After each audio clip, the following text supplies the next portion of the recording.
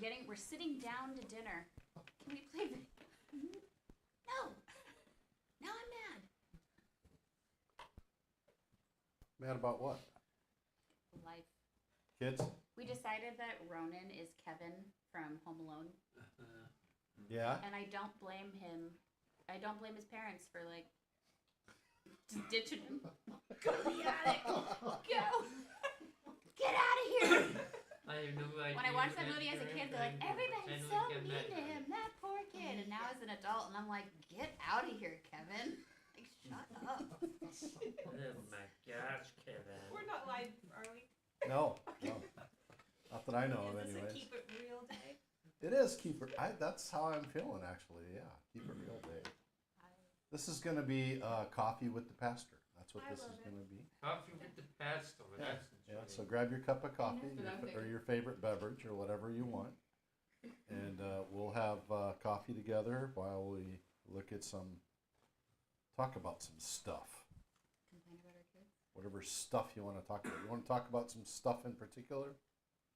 Anybody? I have a quick, just an idea that I had, and I'd love to run with it for our fifth Friday or fifth Wednesday. I think it's a game night, whatever. Mm-hmm. I want to do an escape room that focuses on our Q1 readings. So all the facts will be coming from Genesis through Deuteronomy, Matthew and Mark, our Psalms and Proverbs. So use facts out of everything we've been reading. Create a few groups to escape room. What do you think? Where are we escape rooming at? You just have to complete the quest. Okay. Are you building this? We're all in if you're doing all the Okay. work. I just did one for my class at school, so I've got lots of. I'll just tweak it.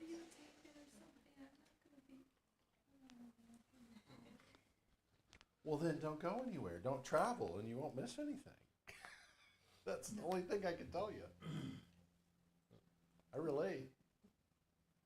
That would have been an option months ago, but yeah, now we lose I'm too- just saying. we lose too much money at this point. It'd be a very expensive escape room. And you don't get to see any whales.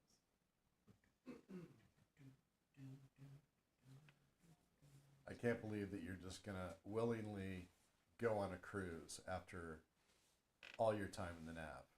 You're just gonna willingly go on a cruise. He wants to see what life's like on the surface.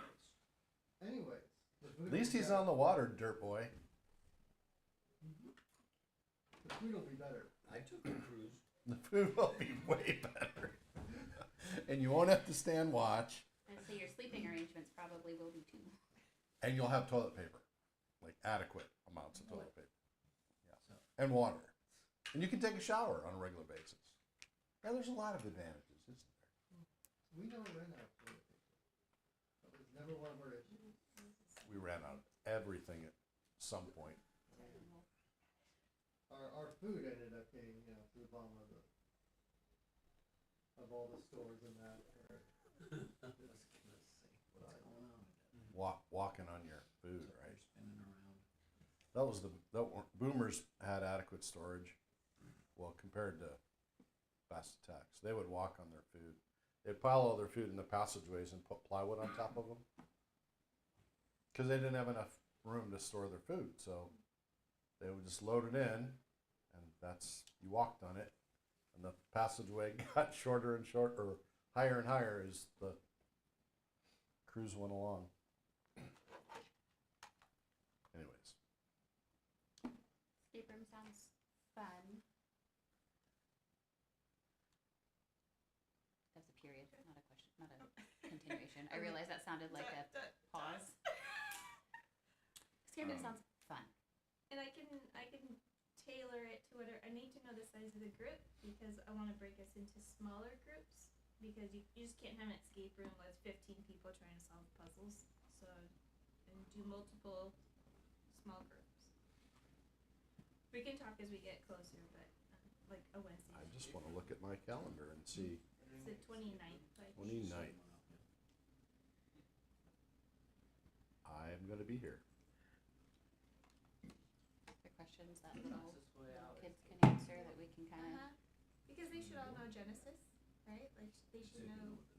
We'll be doing much Keep more it exciting things. simple, on but that I want one. to you guys don't slide need some to harder hear, ones in you there just too. gotta- The bus. This is our bus ride to Canada.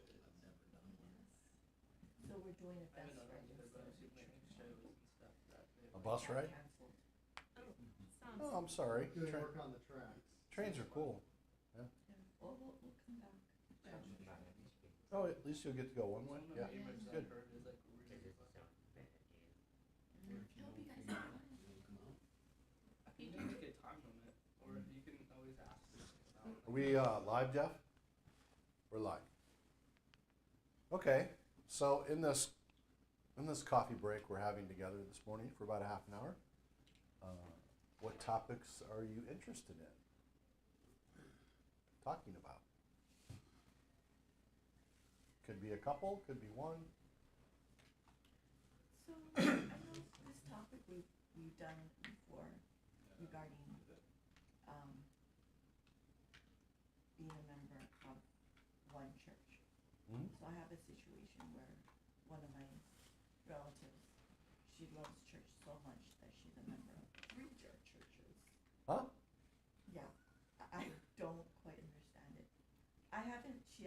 We haven't approached it, but my mom has, and I think she got offended when my mom said, you gotta be a member of. It's like saying I love women so much I have 3 wives. Oh, I think I did. Or I love being married so much. I have 3 wives. Yeah.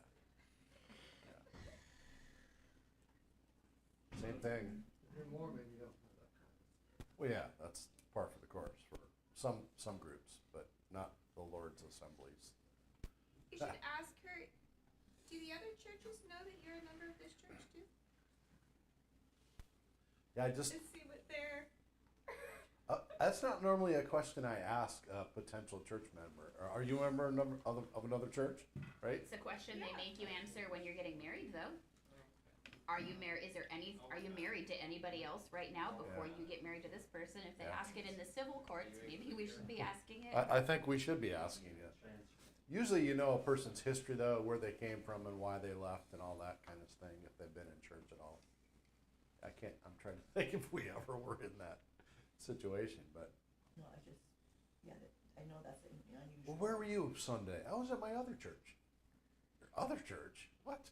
I'm curious, does she just kind of like spend like lengths of time or just kind of bop around Sunday to Sunday? So they have different times of services. Oh, I was just So there she's able to, break, and then. so she goes. 3 churches in Sunday? Well, I don't know. Good Dang, for I her. thought we spent a long time in church. So she Sunday. goes to this Jewish, this Messianic,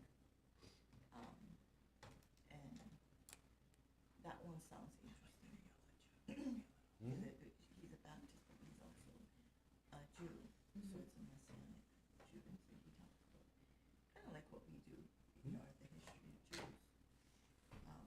But there's 2 other ones that she goes to. I don't know how active she is in them, but she also does during the week as well, so that's why usually. So that makes me wonder, yeah, kind of all along that topic. So spending time with other assemblies, learning and fellowshipping, but not partaking as an active member, is that, I don't see a problem with that if it's more just like a learning and studying relationship. But if you're taking part in ordinances in 3 different spaces, I think that would be an error. Correct. Now, the only caveat I would have to that, and I agree, is that if it takes away from what you're doing, your responsibility or your attendance in the body, then you know that could become a problem. But True. you know, visiting in an assembly, certainly there's different personalities and different kinds of people. It's pretty eye-opening, actually. I don't think she quite understands being, but it. Well, none of our 3 pastors has instructed her properly. That we can make that a matter of prayer. I think we should. Or are you going to see her on your? Oh, you're going to. Never mind. Is this in Hawaii? No, she's in Maryland. Oh, really? I'm going to Maryland this summer for 3 weeks.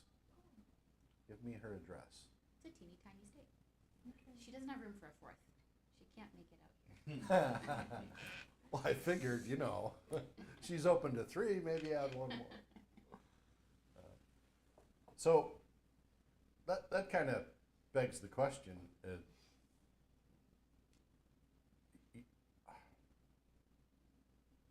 just how important is the church?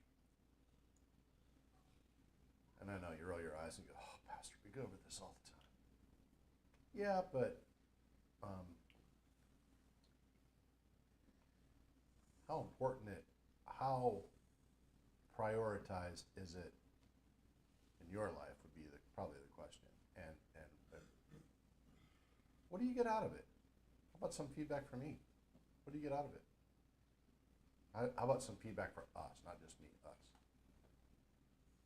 Is this a vital thing in your life? Is it a duty? How do you see it? Are you here because your parents Yeah. take you in a car? Yeah. You just come because your parents make you come? Or would you, if you had your own car and your own means and your own money, would you come? Would you go somewhere else maybe? Would you check out other churches? Because, I know a lot of kids get jaded on what they're raised on because they felt like they were forced to. Ken and Val are experiencing that with some of their kids. And but then they're starting to come around to like, hey, I guess that wasn't so bad being raised in the church. I wasn't raised in the church, and I wish I would have been raised in the church, at least somewhat. I did go around and check out all the churches I could that had girls in them. That's the truth of the matter. I was in the Mormon church for a while because I was dating a Mormon girl. I was in the Catholic church because I wanted to play basketball, and Catholic girls have more fun, so they say. And I'm just, hey, that's how I was thinking. I wasn't serious about God or anything. I was serious about me, what I wanted, and what I wanted to do, which is pretty typical for teenagers because teenagers' brains aren't developed all the way, and they're going through hormonal and emotional and physical changes that is the only one time in their life when it happens so fast. Maybe at the very end, I guess that may be true too. But so yeah, just feedback. Constructive feedback? I'm not looking for accolades or any of that. I just want to know. I want to hear the negative more than I want to hear the positive. If I want positive, I'll read the Bible stories. What do you mean by negative? Maybe there's something that it doesn't meet your need, or maybe I don't know. I'm giving people permission to be honest and open. Something very interesting and important that I heard on a program, which sparked a very good question in the mind, and it had to deal with the youth. It had to deal with, are they being equipped in whatever congregation that you're in? Are the young people being equipped to defend their faith in school or when they get to college? Yep, college is big Yeah, challenge. Yep. you know, Gotta have faith first. and I think back for myself, raised in the Lutheran church, everything was very ritualistic. Joined the Navy, did a 180. But it was still in there. And it was still in there, the things that I learned 3 years later when I met Valerie, and she was kind of in the same boat. We were living on the outsides of our faith, but we had it implanted from our youth. And after time and after talking and sharing life experiences, we both realized that, God is still there, and we're not living the way that we are supposed to. so he gave us the relationship to come back around and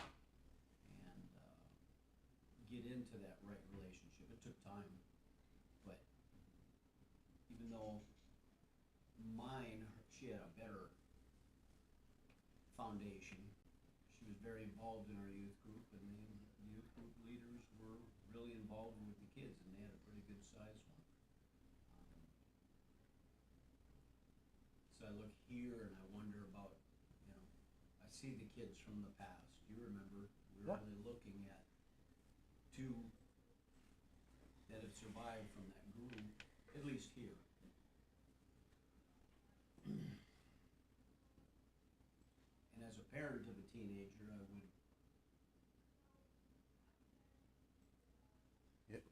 You can't, it's completely voluntary, right? Blake will sit here until he's old enough and his parents give him the option to make his own mind up. He can listen or he can not listen. He can internalize what's said or he can not internalize what's said. So a significant portion of that comes down to him. And by the way, it's no different for an adult. An adult is just a grown-up kid, right? I mean, just because people come to church doesn't mean that they've learned anything. They're just here. Now, I think there's a certain degree of baseline that you get just by osmosis if you're around long enough. But because, you learn to speak Christianese and use all the Bible words and that kind of thing. But that's no indication of whether you're truly experiencing God or not. in times past, and I'm not saying recent past, but in times past, sitting in the other room with the young adults, that was one of the points. A lot of the sermon is up there in the ozone that the younger minds, maybe 2 years ago or so, have a hard time grasping. And once you lose that attention, they're done. Well, I know when you're littler, it's really hard for me to preach to the littles and bigs at the same time. So I do try to be general. I will, and I've gone through different stages of, don't take this the wrong way, but making messages more simplistic. I try real hard to do that. And then, but when you get into theological things, you need to explain things so the adults will see the logic, and that might be over the heads of certain age groups. So it's a balancing act. But so what I try to do, just from the teaching aspect of it, is I try to be open all the time. I hope you guys know that you can ask me whatever you want to ask me anytime. And I will take the time to try to answer you. If I don't have an answer, I'll research it. I think, just to insert a comment, that's one of the things I love most about this church, is that we're small enough that we can interject and in Yeah. the middle of a message. You don't do that in big churches. No. You just sit there and you're quiet and you leave with questions in your mind, and here we get to talk. And I was thinking this morning, driving here, I stopped and got a coffee on the way, and I was thinking, if we were like 50 to 100 and had a big sanctuary, a bigger sanctuary, a bigger building, this right here wouldn't necessarily be possible. Not because it wouldn't be a desire. At some point, it gets too big to manage. So I'm glad that I know everybody here. I know you guys reasonably well. At least I think I know you reasonably well. I'm sure I don't, as far as knowing you as well as I could. But so back to what I was saying. Thank you for that. One thing I like about being a pastor and not tied to some code of ethics, that we can just be ourselves. This should be a safe space. We should be able to say whatever we need to say, whatever we need help with, and be honest. I know we get embarrassed, and everybody should take that into account, right? and people are people. We're still all sinners saved by grace. So whatever you let out certainly is subject to being abused by other people, but it should be a safe space. We should be able to confess our weaknesses, talk about them, ask for help for them. So that's the kind of atmosphere I want. So when I heard recently that somebody didn't think it was such a safe space, that really got me, because I always endeavor in everything to be transparent and above board. I mean, honestly, I had such a great example of the opposite of that in Larry Geraldson, and I'll say his name publicly because we're online. That it taught me a lot of what not to do, and how, he taught me how to really pull the wool over people's eyes and be controlling. And I want the Holy Spirit to control people, so I'm not going to tell you what to do. So from a teaching perspective, that's all I can do, and then listen to the Lord as far as what needs to be taught, because my main job is to equip you guys for ministry. And if I'm not doing that, I've failed. So that means I have to be conscious of what you need. So when I ask, I'm asking because I need to know so I can meet your need. Ken?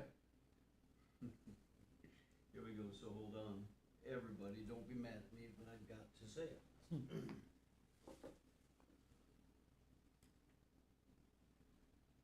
The preaching is outstanding, the learning is outstanding. The hard part is, and my own daughter told me, one of the biggest struggles here is the kids during the main service, because they're always talking. It's just very hard to focus. Did I say that? Pardon? I said that? You're not my only daughter. Oh. So without, Probably Rebecca, I would guess. Because they have children's church where she goes to go. We talked about this. And some churches, they kind of like have a requirement that when you enter a certain space, that there's a certain way that they Etiquette. the etiquette, yes. There's certain etiquette in certain spaces. So, like when you enter like a Catholic church and that, there's a certain etiquette when you enter that space that is required of all the people that are there. And so it would just be a question of what kind of etiquette do you expect. So I mean, someone comes into this space, there's etiquettes that they've grown up with that Right. and it will probably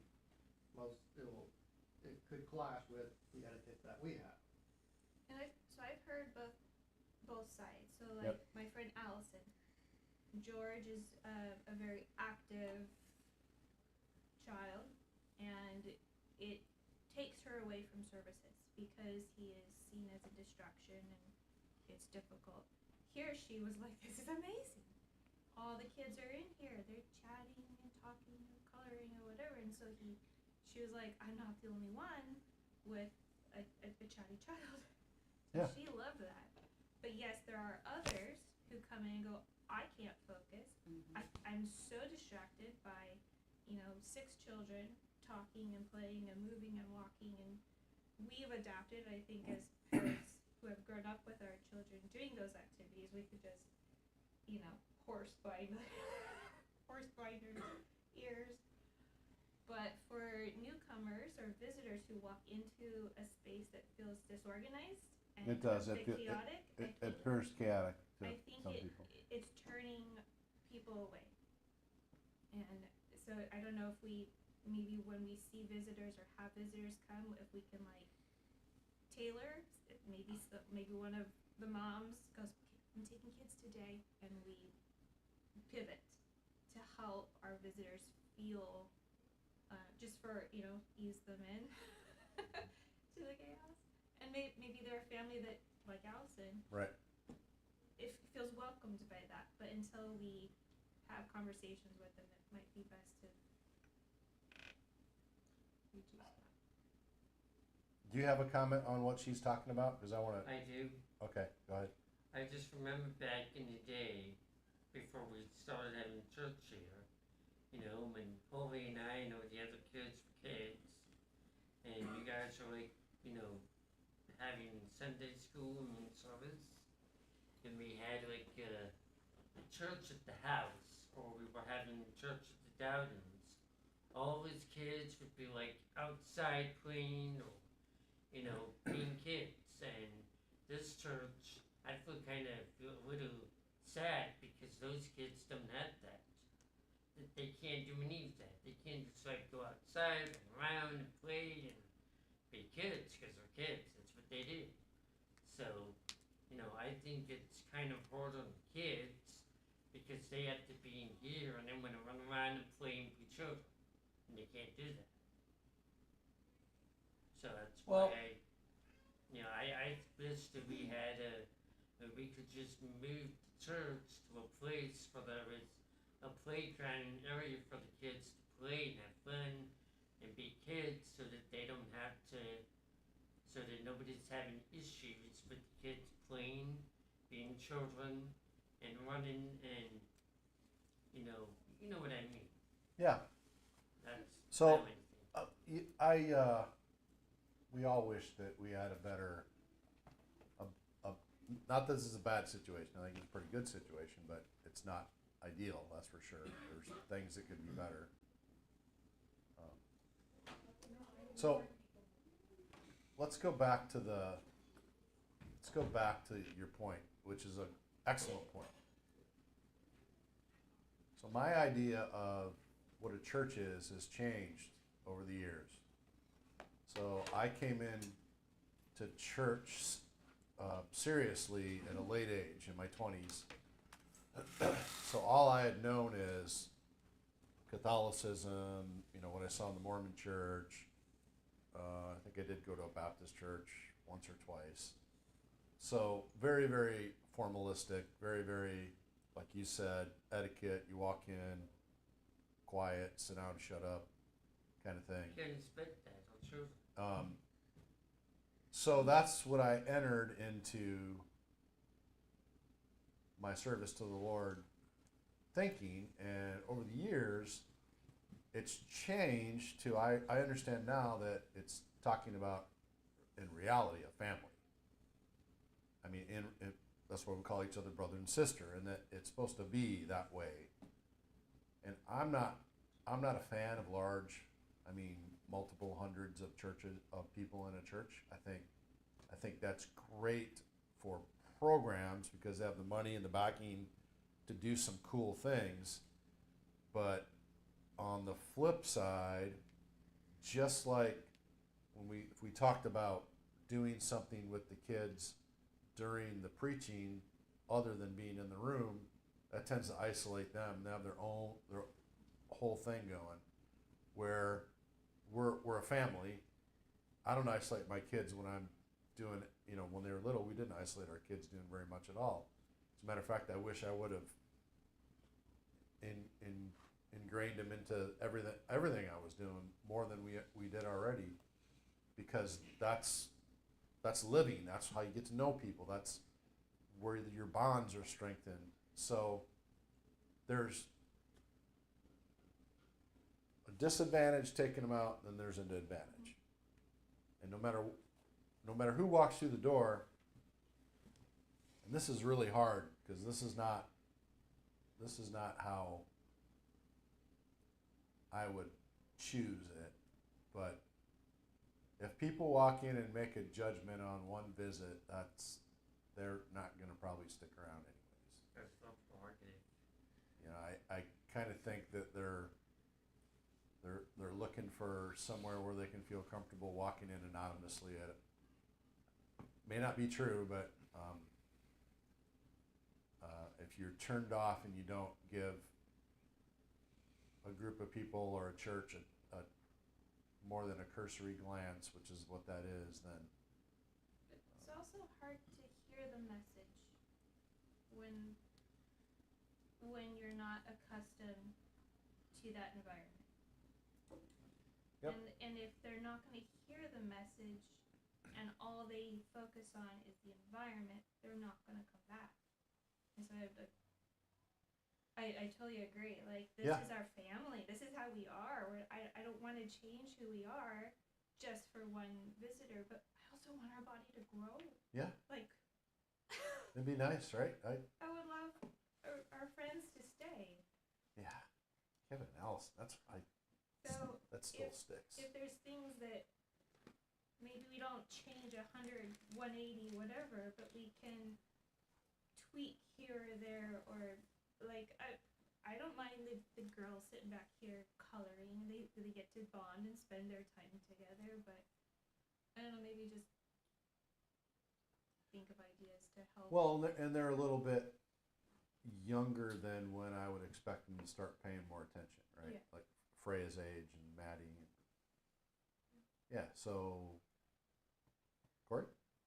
I just want to expand it a little bit though, with what Kenny was saying. I don't think it's just the kids. I think distractions Yeah. are just inherent in us, and I struggle with it.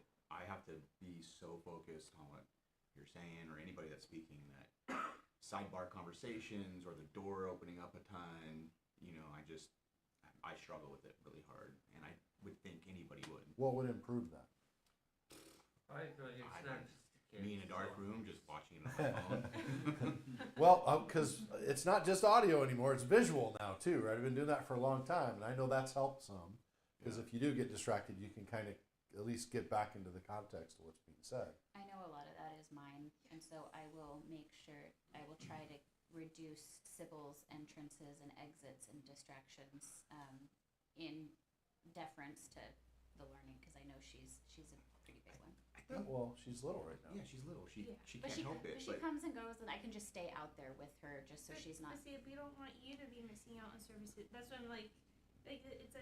But this season of life is Yeah. going to be in 3 years. It'll be better, and Yep. I can come back and rejoin. No, not fully. really, because Nikki's going to have one, and we'll have another one roaming around. So yeah, but it does ebb and flow. I've got 2 hands up. Well, if we get the TV working out there. I got 3 hands up. Mm-hmm. Ooh, is that a barb? No, but I'm just, that's the hope is Yeah, that that we was the could- purpose. Yeah. that they, Well, YouTube you, channel out. Hopefully- the one you're not talking about the one in the nursery. You're talking about the one up. Is it not working? I don't know. It is. It works. Yeah, it works. Do we have it on right now? Or, Oh. no, it's the kids. Okay, right. But yeah. We can roll it out today. Yeah. I'll be back there with Sibs. So Okay. Justin had his hand up. I agree. I don't think it's just the children. Actually, as a matter of fact, I can verify as the person that has the best view of the room, it is definitely not the children. Yes, you Yeah. are correct. it's all of us. Just the children. That's what I was gonna say. Not It's just the not children. the children, because to say that the kids learn from adults. When we're walking around and we're being loud and we're going to the bathroom and we're chatting to our wives and yapping away like I do and doing what we're doing, the kids are copying after that. They're saying, oh, okay, I can do it too. I can talk, I can run around, I can do whatever. You are absolutely correct. They're Excellent. copying us. Excellent point. Adults, we should know better. Ken, you had your hand up and then Jeff. Just rounding out this whole picture, the next factor is, I used to sit behind Hal, and he would just get so frustrated because of the background noise. He had hearing aids. I can only imagine what he hears. My hearing is going bad, so it's hard to hear. I hear tinnitus. I hear the ringing. Yeah, my hearing isn't getting worse. My tinnitus is getting louder. So, sitting up there was nice. I'm sitting here because Valerie wants to be in here. It's easier sitting closer. Just, that background noise, like being shared, and it's a hard subject, yes, we're a family, but even family dynamics have their challenges, people are gonna get offended sometimes. So why don't we, with kindness and love in our hearts, primarily help the younger ones to learn to sit quietly. It's not silent, because that isn't going to happen, but improving as they get older and modeling that for them. That's the only thing that's going to change that. And knowing that we're not all going to be perfect and do it all the time.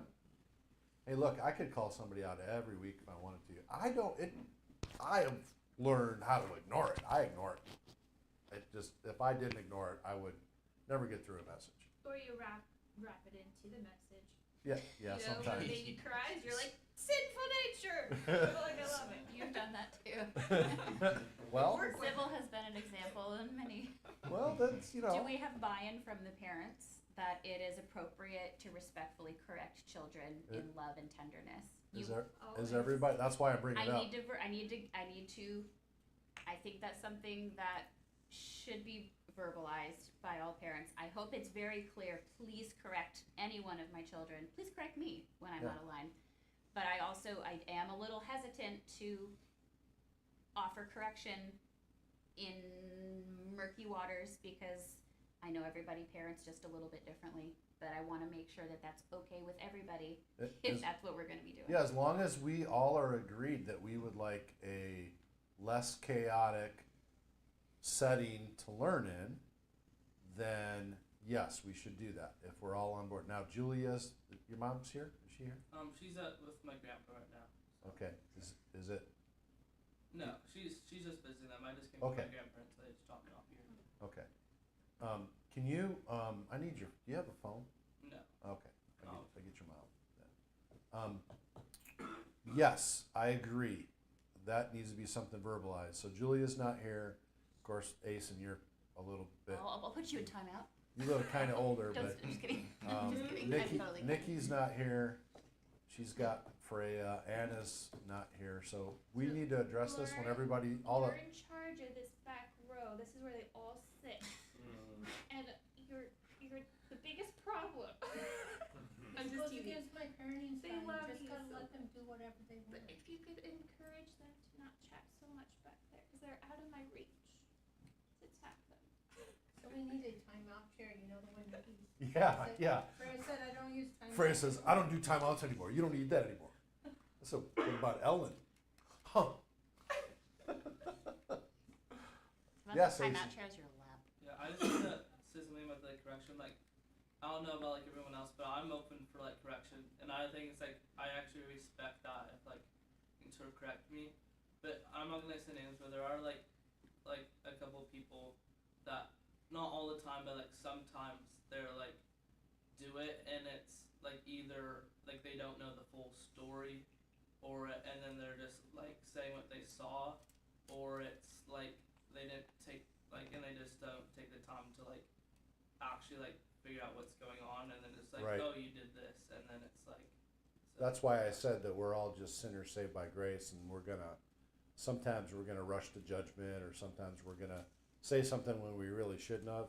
And we, whoever's receiving it, and you know, I've been on the receiving end of that too. We need to give them grace to be wrong, because they're sinners just like us, and I'm wrong sometimes. So it goes both ways with that. But thank you for bringing that up. That's a very important point And that Justin, we remember. I really appreciate when you speak up and you say, I'm having a hard time hearing because there's too many people talking.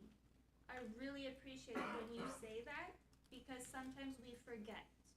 I try So- not to be rude about it. You're not, when you just raise your hand, say, I'm having a hard time hearing, there's too many people speaking.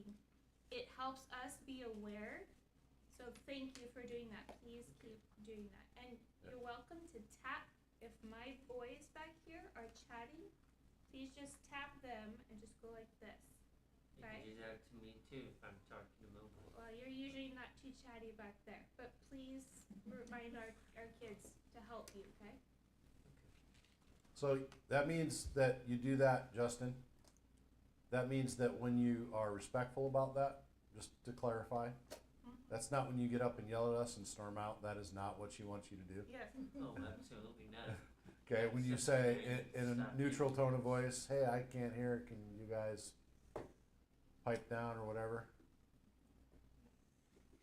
Okay, No, I hear you. that's good. I understand. I shouldn't be throwing that, but that's a good thing. So when we get the other mothers back in the room together, when Anna's back and Nikki's well, Julia's here, we need to get that affirmation and share this with them so that they can, we can have buy-in from everybody, okay? And I'm not talking about like full-on discipline, it's just the Yeah. verbal reminders. Please. Sybil needs a lot of correction, and it's not a single person. Oh, Can't yeah. always be me. It means more coming from somebody else that she likes. Mm-hmm. Oh, that she likes, well, I'm off that list. She gives me the side eye, which is okay. She's not the first. I get it too once in a while. Yeah. She likes Mama. She likes Caleb a lot. Oh yeah, Caleb can be like, you need to sit down and stop talking. She'll be, Her heart would be broken. Okay. Well, this was a good chat. Anything, it's 11 o'clock. Anything else that you guys want to bring up before? I mean, we have a little time because I don't see Sunday school is dismissed yet. The Also, kids. just a reminder on being organized, sound-wise. If we could also try to remember to be organized stuff-wise. So when we have visitors, every row should look available to wherever they want to sit. It's really hard when you see blankets or pillows or pens and papers instead. It's confusing, and I think visitors don't know what's available. So try to keep your aisle look not personalized. I know we all sit in the same place every Sunday, but I Yes, think you anyone do. wants to sit in I the think front. you're safe in the safe. corner. Just tidy Look up at all your room stuff you've got. daily. Nobody's ever going Oh, to I sit know. there. I get the same place every Sunday too, so don't. You're not the only one. I was gonna say, my upbringing, I was raised in the church, Mm-hmm. and it's kind of funny that it's like a full circle, because I used to be in this row back in Hawaii. I mean, the front row. Kaneohe? Well, not even Kaneohe, in Meaho. That's my home church. Yeah. And my parents, especially my dad, was very strict. Yep. I was, I noticed that about Grover. if we ever did any peep, he would take us out and we would get disciplined. And I feel like I got most of them spanking. Your brother feels the same way, just so you know. Okay. Probably. But then again, we had a long service too, because we loved Meaho, loved to sing. Oh, So yeah. Cornerstone doesn't love to sing. Breaks my heart. We like the guitars though. I like the guitars, yes. So, was your first pastor Brother Bird? no, actually, that was Kailua Church. And How- I was a member of Kailua Church. Okay, so I have been a member of several churches. Not at the same but time, not though. at the same time, okay? Who gets around? I'm just curious. I never met Brother Bird. I have great respect for him. I wish I you read did. all his stuff, and I corresponded with him, and was gonna go see him, but he passed before I could get there. I'm just curious what kind of church he had, because he writes with such a tender heart. He had to be. Was he really a stern pastor? I was not a member of that church when he was a pastor there. Okay. But I could tell, I guess he, yeah. I know he would say what was on his mind, Oh yeah, I like that. and some people didn't take it very well. Oh. So, I know that story. But no, he was a very kind person. He would just drop what he was doing when my dad would come and visit him. And I went with my dad several times, and I enjoyed it. She's saying she only wishes her current pastor was like that. I know that's a family night out. I'm sorry. No, I didn't say that. No, I know. No. You've dropped by a few times, and I'm in the middle of a workout, and I don't stop my workout, or in the middle of something, I don't stop all the time. And Lord and I have talked about that. So.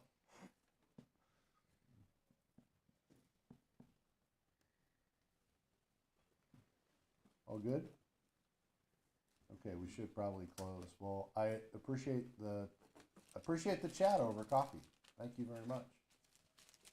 We should do this regularly, maybe quarterly. Where did our schedule go? I erased it. Oh, It's on the Google calendar. I know, but the Google Calendar's out there. And it's not even up yet, right? I turned it into a chore chart. I have a comment. Yes, ma'am.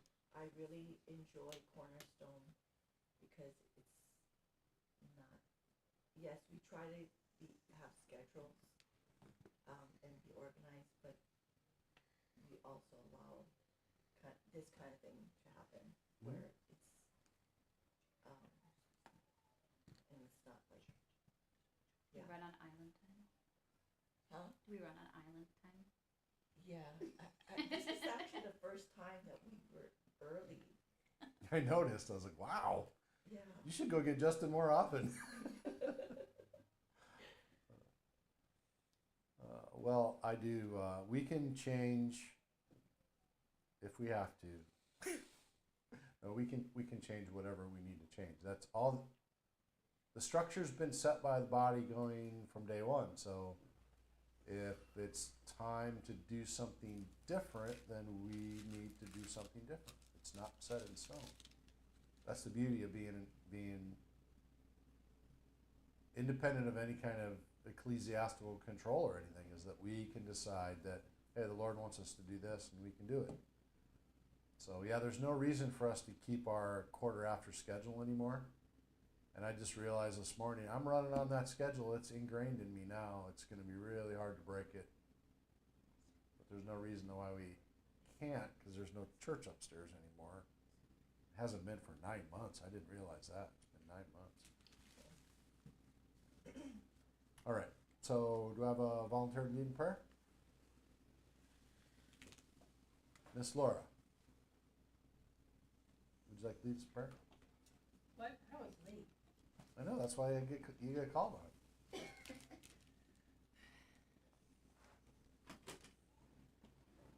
Dear most gracious Heavenly Father, thank you for bringing us here today. Pray that we would gain from today what you would have us to gain, that it would be a good day. And you would forgive us of our sins and where we fall short and fail. In Jesus' name, amen. Amen. So think about prayer. That was the Sunday school message that I had picked out. So evidently that wasn't going to be the